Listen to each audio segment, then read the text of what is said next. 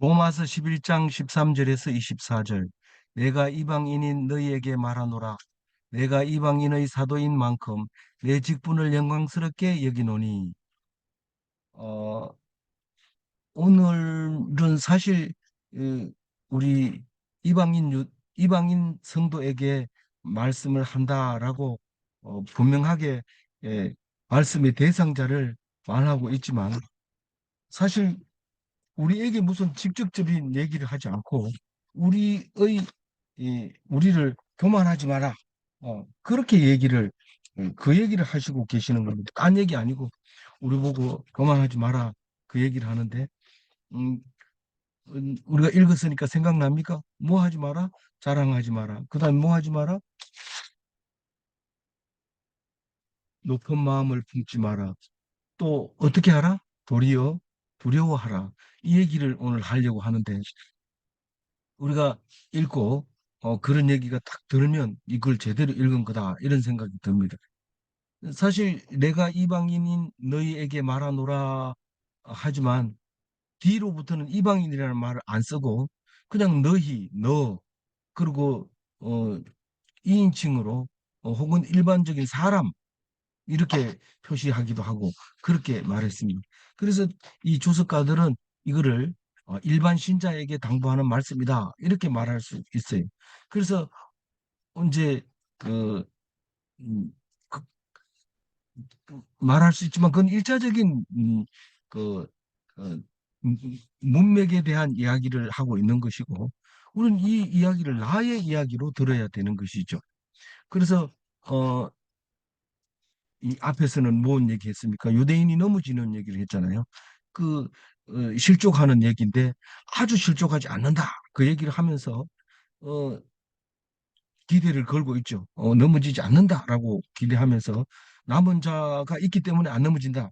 이렇게 얘기를 하면서 내일은 가면은 음, 그 이 구원받는 원리가 다 믿어서 구원받는 게 아니고 한 사람이 회개하고 한 사람이 죄를 짓을 때 그게 구원받는 거다, 그 얘기를 합니다. 그래서 우리에게는 그 유대인이라고 하는 사람을 보는 눈을 확실히 가지고 있어야 됩니다. 그렇지 않으면은 엉뚱한 짓을 하고 있습니다. 어, 유대인을 우리하고 다르다. 유대인은 이단이다. 우리 입장에서는, 개신교 입장에서는 가톨릭을 이단이다, 이렇게 하면서 적대시하고 있는데, 뭔가 잘 성경을 안 읽어보고 뭐 모르니까 그렇게 한 거죠. 그렇게 하면 안 되는 거예요. 그 우리를 위해서 예수님이 오셨는데 그 예수님은 유대의 율법으로 우리에게 오신 겁니다. 그렇기 때문에 율법을 빼버리면 예수님은 아무것도 아니에요. 우리하고 아무 상관없어요. 근데 율법이 우리 죄까지도 해준다, 사해준다. 그러니까 우리가 예수를 믿는 거잖아요. 그렇기 때문에 그러면 뭐 유대인을 떠받들여야 되냐? 그게 아니죠. 그거는 우리는 그 사람들을 불쌍히 여기고 그래야 되지만, 그러나 자랑해서는 안 되고 스스로 높여서는, 높은 마음을 품어서도 안 되고, 그 사람들을 만나면 두려워해야 돼요. 두려워하면서 우리가 말씀 부족한데 좀 한 수 배웁시다, 이렇게 하면 가르쳐 주는데 감동하죠. 이거 왜 이렇게 합니까? 레위기 몇 장 몇 절에 있습니다. 이거 왜 이렇게 합니까? 민수기에 있습니다. 그걸 보고 있는 것조차도 모르고 있었는데 그 사람들은 그거를 손자 때부터 지금까지 계속 지키고 있는 것을 보면 우리가 놀래죠. 그렇다고 해서 지금 그거를 따라하자는 얘기가 아닙니다. 따라하자는 얘기가 아니라 그만큼 말씀을 가지고 있기 때문에 우리는 무조건 우리 죄를 위해서 죽으셨다 이러니까 좋다고 이런 거지, 기본 바탕이 없는 거예요. 그러니까 우리가 바탕을 딱 깨닫고 나면 더 은혜가 되고 넘치죠.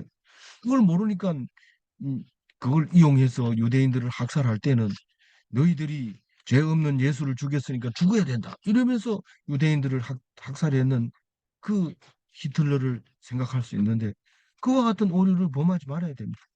그리고 또 우리는 가톨릭을 또 그렇게 손가락질을 하죠. 뭐 면죄부를 가지고 어, 성도들을 피를 빨아먹었다. 이렇게 하고 사기쳤다. 이러고 하면서 우리가 개신교로 됐는데, 그러나 우리가 만약에 가톨릭이 없다면 우리는 성경 자료를 아무도 안 가지고 있습니다. 1616년에 우리가 독립해서 가톨릭에서 나올 때 아무것도 가지고 나올 수 있는 게 없었어요. 다만 어, 루터가 52개 조항을 내걸고 우리는 가톨릭의 이러이러한 것을 반대한다. 그 반대 조항을 가지고 와가지고 개신교를 만들면서 우리는 성경 말씀, 성경 자료 그 15세기 동안 쭉 적어온 영국에서 만든 거, 독일에서 만든 거 이런 성경 자료를 우리는 가지고 있지 않아요. 어. 그래서 자료를 연구하려면 반드시 그 라틴어를 배워서 로마의 그 도서관에 가서 공부를 해서 그렇게 돌아와야 훌륭한 목사가 되는 거죠. 뭐 신부는 당연히 그 자료가 많으니까 어느 학교 졸업했느냐에 따라서 완전히 달라지는 그런 신분을 가지고 있지만 우리는 지금 그, 어, 그런 상황이기 때문에 그러니까 자료가 방대하지 못하니까 이단들이 성경 말씀 하나 깨달아 가지고 죽으라고 매달리면 그게 이단이 돼버립니다. 그래서 가톨릭의 이단이 파생되는 것보다 훨씬 가톨릭은 이단을 바로 척결해 버리기 때문에 사형을 시켜버리기 때문에 그 이단이 많이 없었죠. 그런데 개신교는 너도 나도 막 하기 때문에 이단이 많이 생기는 거죠. 그러나 우리는 걱정할 게 없어요. 이단이 많이 생겼다는 것은 그만큼 말씀을 자유롭게 해석할 수 있다는 것이고 자유롭게 해석할 수 있다는 것은 분별력을 우리들 가질 수 있다는 뜻이기 때문에 우리는 그것을 하나님께 감사하며 좋게 생각을 해야 되는 거죠. 그래서 우리가 가톨릭을 이단이라고 얘기를 하지만은 또 가톨릭은 당연히 우리 보고 이단이라고 처음부터 얘기를 했던 거지만 그러나 그걸 대립하는 것이 아니라 그 앞에서 자랑하지 말고 또 그 앞에서 높은 마음을 품지 말고 두려워한 마음으로 그렇게 우리가 대해야 될 것입니다. 오늘 서론이 좀 길었습니다만은 여기서 사도 바울은 말합니다. 내가 이방인의 사도가 됐다라고 얘기를 합니다. 그러니까 베드로는 유대인을 전도하고 사도 바울은 이방인을 전도하자. 예루살렘에서 그렇게 결정을 하고 있었지만 실제로 그 베드로 전후서를 본다든가 또 사도 바울의 서신서를 보면 오히려 거꾸로 기록하고 있어요. 베드로는 이방인 전도를 안 하려 했는데 하나님이 보자기가 내려와서 내가 거룩하다는 것을 왜 네가 부정하다고 하느냐. 그래가지고 정신 차리고 보니까 이방인 어, 고넬료 그, 그 비장의 집에서 그 고기를 먹게 되는 것이죠. 그러면서 부정하지 않다고 하나님이 그랬다 하고 베드로는 이방인에 대해서 두둔하는 얘기를 하고 있고 사도 바울은 사실 오늘 말씀을 읽어보면 이방인에 대한 사도지만은 마음은 지금 유대인에게 가 있는 것을 볼 수 있어요. 뭐라고 얘기합니까? 이방인이 사도인 만큼 내가 내 직분을 영광스럽게 여기노니 그러나 14절 얘기합니다.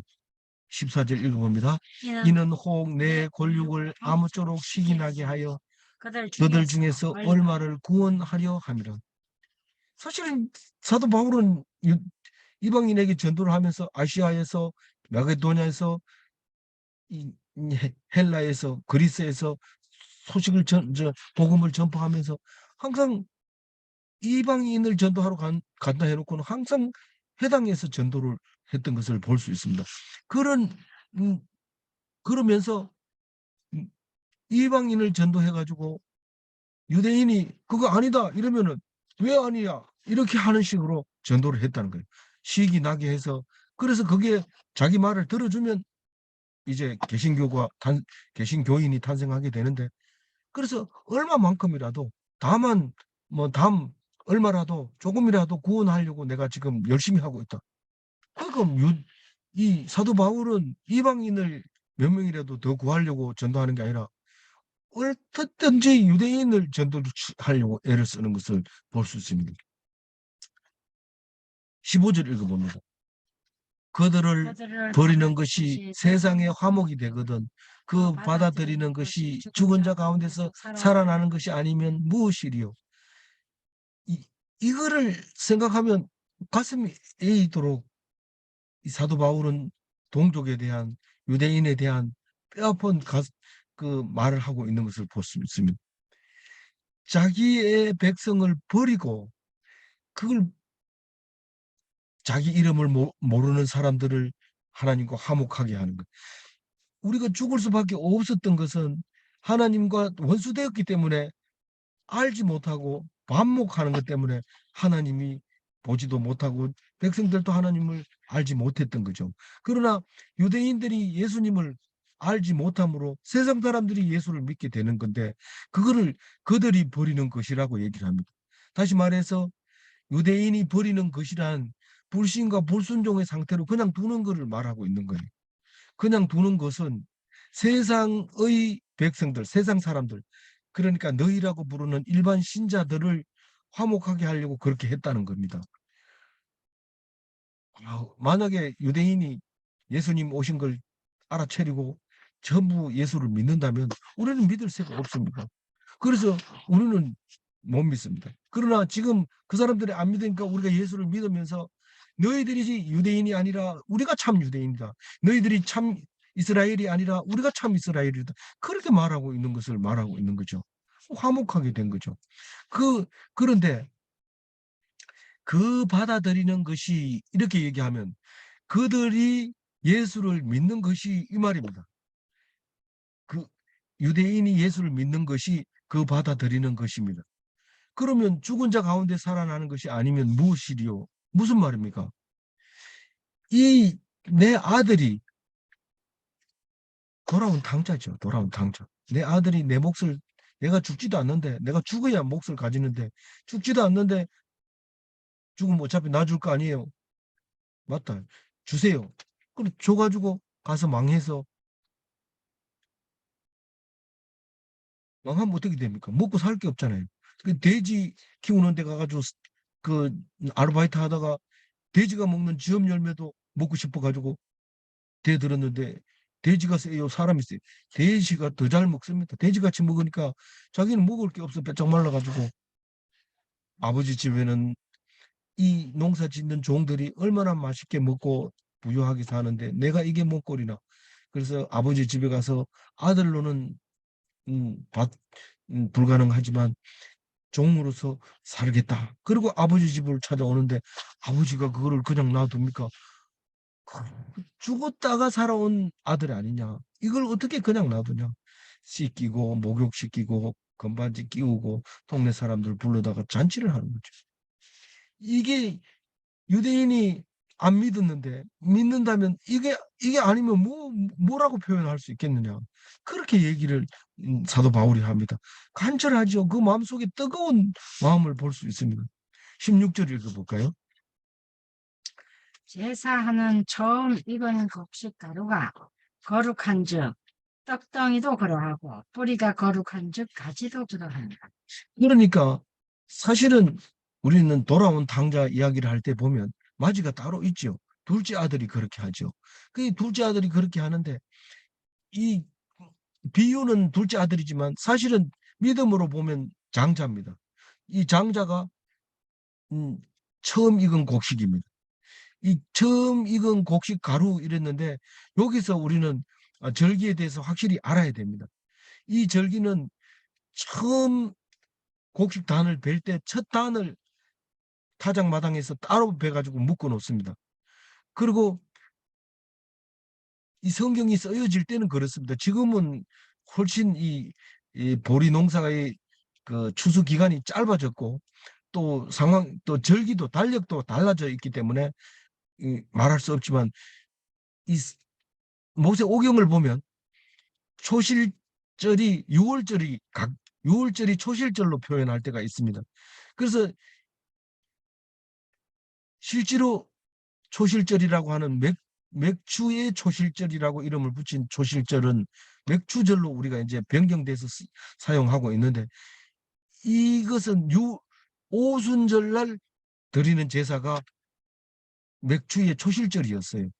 초실절 내용을 들어보면 읽어보면. 그런데 우리는 지금 현재 맥주절이라고 해서 7월 첫째 주 주일날 드리는 겁니다. 오는 주일 아니고 그 다음 주일 7월 1일, 7월 첫째 주 주일이 맥주 감사절인데 우리는 보리 농사를 안 짓기 때문에 그 말을 뜻을 상반기 결산일이다. 6개월 동안 하나님이 준 축복을 결산하는 주일이다 해서 맥주 감사절 이러면서 7월 1일을 맥주 감사절로 지키고 있죠. 그런데 처음 익은 곡식 가루 이러면 처음에 곡식단을 따로 내놨다가 그걸 아직 설 익어서 잘 먹지 못할 때 놔뒀다가 맥주절 날 그걸 걷어다가 가루를 만들어서 고운 가루를 만든 다음에 그 음, 과자를 만들어서 구워서 하나님께 드리는데 그게 처음 익은 곡식 가루입니다.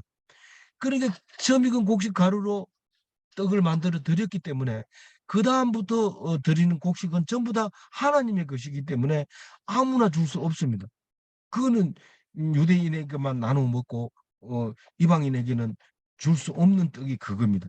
그래서 처음 익은 곡식이 그 떡등 그 가루가 거룩하기 때문에 다음에부터 먹는 떡은 다 하나님께 드려서 먹는 거기 때문에 거룩하다.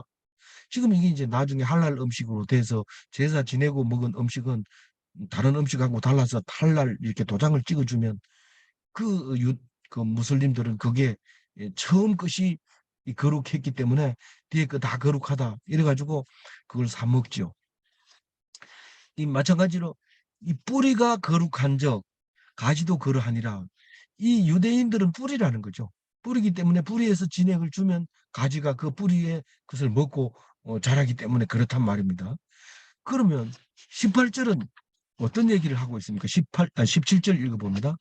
또한 또한 가지 얼마가 꺾였는데 돌감나무인 내가 그들 중에 접붙임이 되어 참감나무 뿌리의 진액을 함께 받는 자가 되었은즉. 네.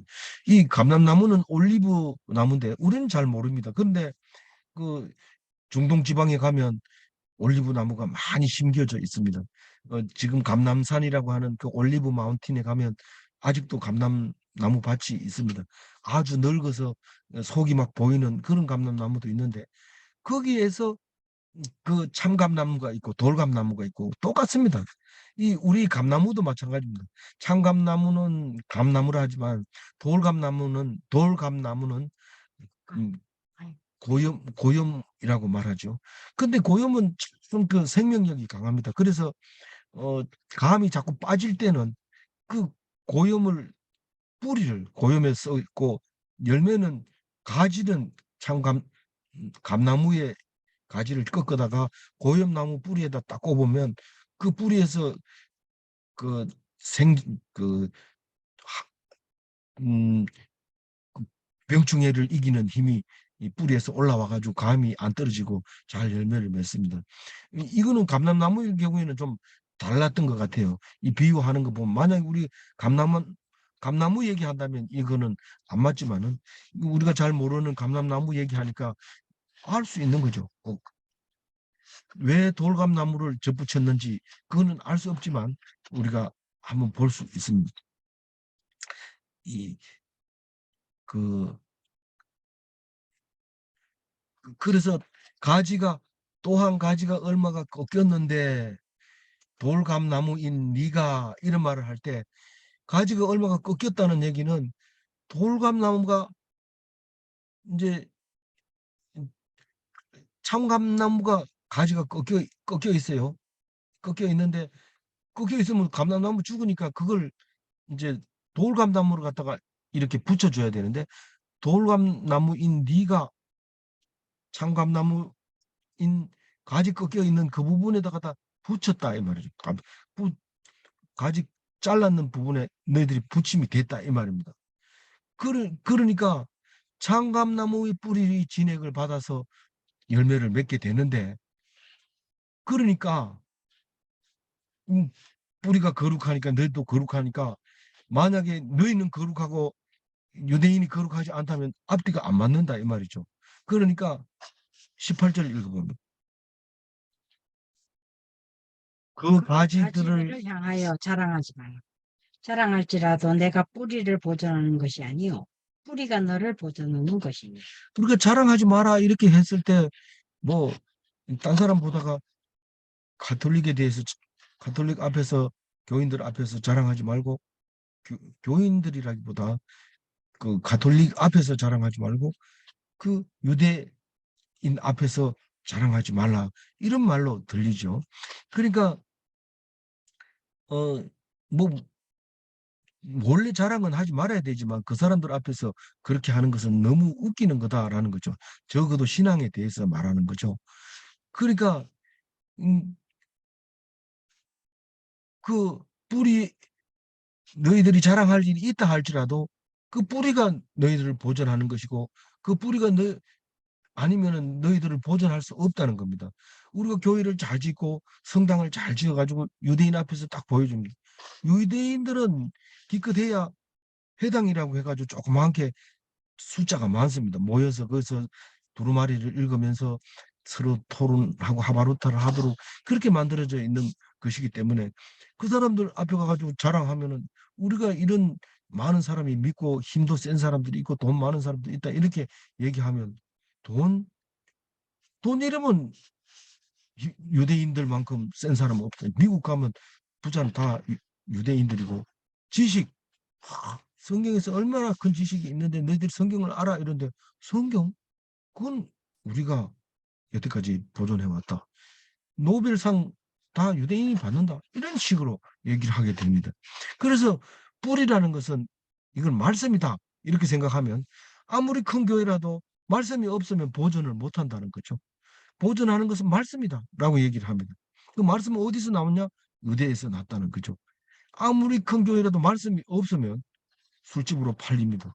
나중에 가보면 문 닫았는데 가보면 술장사 하는데 우리나라에는 아직 그런 게 없지만 영국이나 이런 데 가면 그런 집이 생긴다고 해요.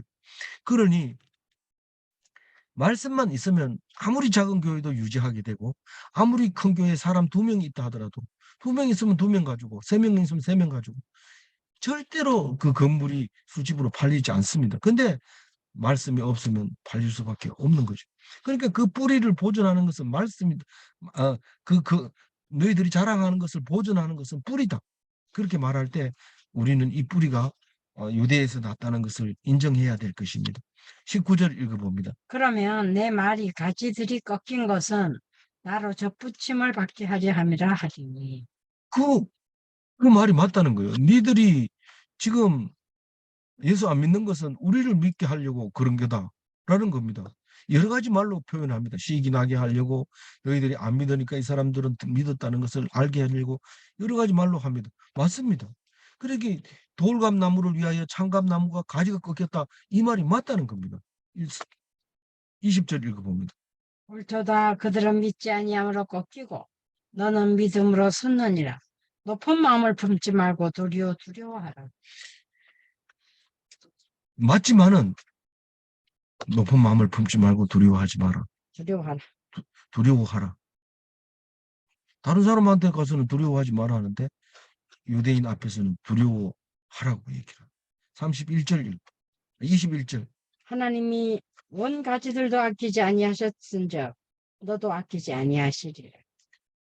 원가지를 막 잘라버리는데 열매를 안 맺는다고? 근데 다른 가지를 딱 붙였는데 그게 뭐 이상한 열매가 달리면 바로 찍어내버리죠. 그건 뭐 사도 바울이 안 해도 다 할 수 있는 말이죠. 22절 읽어보. 그러므로 하나님의 인자하심과 준엄하심을 보라. 넘어지는 자들에게는 준엄하심이 있으니 너희가 만일 하나님의 인자하심에 머물러 있으면 그 인자가 너희에게 있으리라. 그렇지 않으면 너도 썩 찍힌 바 되리라. 이 하나님의 인자하심과 준엄하심 이 두 가지 하나님은 두 가지를 가지고 있습니다. 그거를 모르고 있으면 하나님은 왜 맨날 사랑하는 줄 알고 하나님은 왜 나를 이렇게 하십니까? 뭐 때문에 이렇게 하십니까? 이렇게 따지는데 분명히 두 개가 있습니다. 인자는 알지만 준엄은 모릅니까? 준엄도 알죠. 이 넘어지는 자에게는 준엄하심이 있다. 이렇게 얘기합니다. 이건 무슨 말입니까? 믿지 않는 자에게는 엄중하게 심판도 하지만 믿음을 주지 않습니다. 믿지 않는 자에게 믿음을 주지 않습니다. 그게 무슨 말입니까? 이런데 나는 믿을 수도 있고 너만큼 잘 알기도 하고 너희들이 믿으면 우리도 믿을 수 있다. 이런데 안 믿으면 절대로 믿음을 주지 않습니다. 심지어는 예수님께서 비유로 설명한 것은 믿지 않는 자를 혹시 믿어서 구원받을까 봐 비유로 말한다. 못 알아듣게. 그렇게 말한 것처럼 믿지 않는 자에게는 하나님이 엄중하게 못 믿도록 합니다. 할 수 있을 거라고 생각하지만 절대로 믿음이 자기 마음대로 되는 게 아닙니다. 그리고 너희가 만일 하나님의 인자하심에 머물러 있으면, 머물러 있다는 얘기는 그 속에 하나님의 인자가 들어있다, 거한다, 그렇게 말할 수 있습니다. 그 마음속에 하나님의 인자가 있으면 그 인자가 너희에게 있으리라. 하나님의 인자가 속에 들어있으면 하나님의 인자가 그 속에 있을 것이다. 그렇게 말하고 있습니다. 하나님의 인자가 그 속에 있다는 게 뭡니까? 자랑하지 말고 또 자기를 높이지 말고 두려워하고 그런 것을 말하고 있는 겁니다. 그게 하나님이 하라고 한, 그게 어떻게 하나님 말씀이냐? 성경에 지금 사도 바울의 입을 통해서 우리에게 말하고 있잖아요. 그게 인자라는 거예요. 인자. 헤세드라고. 이거는 음, 헬라어로 기록이 됐었지만 헤세드라고 하는 히브리 말로는 그런 말인데 그게 머물러 있어야 돼요. 만약에 그렇지 않고 막 유대인 나빠, 저기 가톨릭 나빠, 없애 불태워 버려야 돼, 막 이렇게 한다면 우리는 뭐 어디 설 자리가 없는 거예요. 뿌리가 없으니까요. 23절 읽어봅니다. 그들도 그들도 믿지 아니하는데 머무르지 아니하면 접붙임을 받으리니 이는 그들을 접붙이실 능력이 하나님께 있습니다. 이 사도 바울은 내일도 그렇지만 오늘 이 20 앞에 이 절도 그렇고 이 절기를 이 23절을 읽으면 가슴이 찡해요. 가슴이 찡해요. 아직도 포기하지 않고 그 사람들 중에서 혹시 믿을 수 있는 사람이 있다는 거죠. 유대인 중에서 마음을 돌이켜서 예수를 믿을 사람이 있다. 믿지 아니하는 데서 머무르지 아니하면 이 유대인들이 안 믿는 것은요. 안 믿는 것은 잠시 그냥 머물고 있다고 생각해요. 언젠가는 믿을 거라고 생각하고 있는 거예요. 사도 바울은. 그래서 만약에 돌아서면 결국은 접붙임을 받는 거라는 거죠. 이 창감나무에 왜 창가지를 접붙일 이유가 뭐가 있습니까? 열매를 맺게 하기 위해서 가지를 붙이는 거죠. 이 붙일 능력이 하나님께 있는데 그 이야기를 24절에 합니다. 읽어봅니다. 네가 원 돌 감람나무에서 지킴을 받고 본성을 거슬러 좋은 감람나무에 접붙임을 받았으니 원가지인 사람들이야 얼마나 더 자기 감람나무에 접붙임을 받으랴. 이 말은 무슨 말인지 알겠지만 우리말로 이 말이 정확하게 뭔 말이냐 이런 물으면 버벅거릴 수 있어요. 이게 지금 원 돌감나무에서 지킴을 받고 그 원 본성을 거슬려서 창감나무에 접붙임을 받았는데 원가지인 사람들은 쉽게 그 가지에 접붙임을 받을 수 있다는 겁니다. 우리가 병원에 가면 남의 살을 가지고 이식을 하게 되면 거부 반응이 일어나서 잘 안 됩니다. 거기가 막 부풀기도 하고 막 그러지만 성공하면 되지만 그래도 그 뻗친 자리는 거부 반응을 일으켰던 자리가 이렇게 두툼하게 일어납니다. 다시 말해서 다른 가지를 갖다가 접붙이게 하면 감나무 접을 제가 붙여봤기 때문에 잘 알 수 있는데 그걸 가지를 꼽아놓고 이 끈으로 이렇게 묶어줍니다. 그러면 나중에 가면 그게 두툼하게 커지면서 그게 가지가 열매를 맺는데 이쪽에서 진이 나오고 저쪽에서 진이 나오고 그게 두 개 합해져 가지고 그 상처를 아물게 해서 가지를 내면서 이제 열매를 맺게 되는데 벌써 이 접붙인 거는 딱 보면 부피가 늘어나 있기 때문에 알지요. 우리가 다른 상처 부위에 있는 거를 음, 피부를 이식하게 되면 그 부부 반응이 일어난 쪽은 다 빨갛게 음, 그 색깔이 붉게 빛나면서 그러죠. 그런데 자기 엉덩이 살이나 뭐 이런 걸 갖다 붙인 거는 깨끗하게 그냥 어 음, 자기 살인 것처럼 이렇게 예, 거부 반응을 안 일으키는 걸 볼 수 있습니다. 이 유대인이 지금 안 믿고 잘려져 나갔지만 그 가지가 돌아오면은 바로 이 원가지하고 감쪽같이 붙어가지고 열매를 맺게 됩니다. 우리는 어, 오랫동안 있다가 하나님을 믿은 사람은 똑같다고 말하지만 사실은 여러 가지로 어, 그 두툼한 부작용을 거부 반응을 일으키는 상처를 가지고 있습니다. 그래서 1세대는 좀 서툴고 2세대는 좀 낫고 3세대쯤 가서 진짜로 그리스도인이 탄생하지 않겠는가 그렇게 말씀하시는 목사님들도 계십니다. 사실 불교에 오래 있다가 교회 나온 사람들은 인사할 때 자기도 모르게 두 손 합장하고 할렐루야 이렇게 하기도 하고 뭐 그냥 이렇게 입으로 하면 이 어색해요. 그래서 두 손을 합장하고 해야 됩니다. 뭐 그런 미신을 믿다가 예수 믿은 사람은 자기도 모르게 미신적인 말을 한다든가 또 우상을 섬기던 사람들은 또 마찬가지로 그렇게 하게 됩니다. 그래서 이 다른 돌감나무에서 온 사람은 뭔가 적응하려면 무슨 두툼한 그런 습관들을 이 없어지지 않는 습관들이 남아 있는데 1세대가 죽고 나면 2세대는 훨씬 적어지면서 세 번째로는 3세대쯤 가면 이제 없어지지 않겠는가.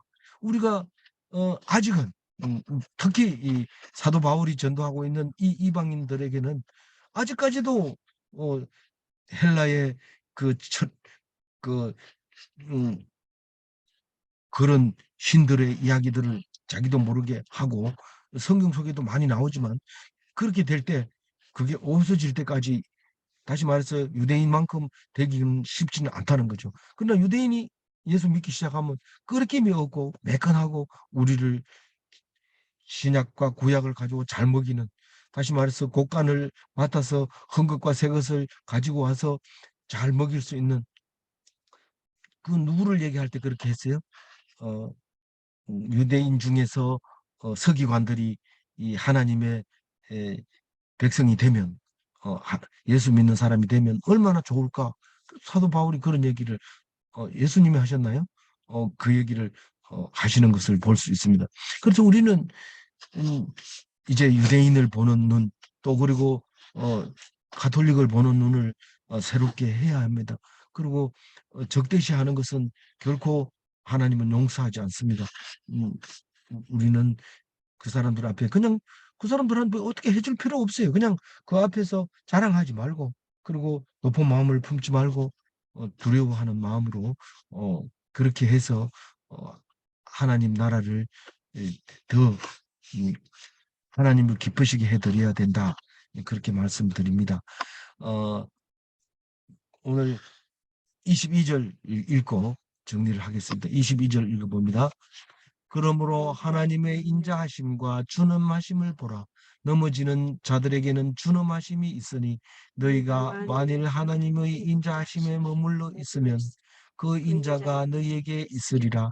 그렇지 않으면 너도 지키는 바 되리라. 이 신과 자신이 떨어져 있으면 그걸 종교라고 얘기합니다. 그러나 기독인은 속에 그리스도가 있습니다. 내가 하는 것은 내가 아니요 내 속에 있는 그리스도가 한다는 것입니다. 질문합니다. 신을 섬기는 것이 종교인가? 두 번째 질문, 속에 그리스도가 있으면 그리스도인인가? 우리는 어, 질문이 너무 치사하다. 앞에 얘기하고 뒤에 얘기하고 똑같다. 그렇게 말하지만 사실은 따로 떼놓으면 굉장히 대답하기 어려운 말씀이 있습니다. 아무쪼록 우리는 하나님 앞에서 이 성경 읽을 때만큼 내가 죄인으로 성경 읽을 때만큼 내가 부족한 사람으로 깨달아야 됩니다. 그 성경이 하는 일이 그겁니다. 그게 바로 성경이 하는 역할입니다. 제가 생각나게 하는 역할. 우리는 음, 성경을 안 읽으면 어떤 일이 일어날까요? 교만해지고 자랑하고 두려워하지 않고 자기가 제일 잘 아는 걸로 그렇게 하지만 성경을 읽으면 난 아직도 모자라는 게 있구나. 이것을 깨닫게 됩니다. 하루도 쉬지 말고 세월을 아껴서 하나님 앞에 서는 참된 그리스도인이 다 되시기 바랍니다. 기도하겠습니다. 하나님 감사합니다. 우리는 성경을 앞에 놓고도 읽을 생각을 하지 않고 있었을 때가 많았습니다. 용서하여 주시고 이 말씀이 그런가 하여 날마다 상고하게 하시고 이 말씀이 아니면은 교만할 수밖에 없고 이 말씀이 아니면은 자랑할 수밖에 없고 이 말씀이 아니면은 두려움이라는 게 없을 수도 있습니다. 꼭 이 말씀 붙잡고 겸손하게 하나님의 은혜에 감사하게 도와주옵소서. 주님 내 속에 계셔서 항상 함께하여 주옵소서. 우리 주 예수 그리스도 이름으로 기도 올리옵나이다. 아멘.